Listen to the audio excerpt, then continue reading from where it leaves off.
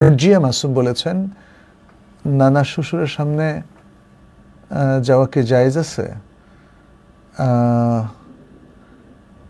মানে আপনার স্বামীর যিনি নানা,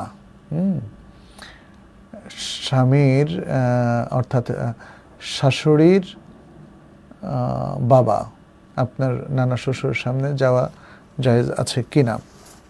আপাত দৃষ্টিতে মনে হচ্ছে যেমন স্বামীর বাবা, তার বাবা, তারপরে স্বামীর মা, মায়ের বাবা, এরা মাহরামের মধ্যে অন্তর্ভুক্ত বলেই মনে হচ্ছে। তারপরে একটু তাহকিক করতে হবে।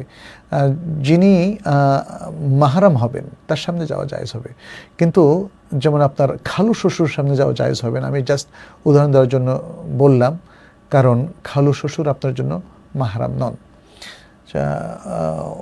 এখানে আরও অনেক প্রশ্ন এসেছে, আমরা খুব সংক্ষেপে ছোটো ছোটো কয়েকটা নিচ্ছি। রাবিয়া আক্তার সুমি বলেছেন, হজ ও উমরা করার পর মহিলাদের চুল কাটতে হবে কতটুকু?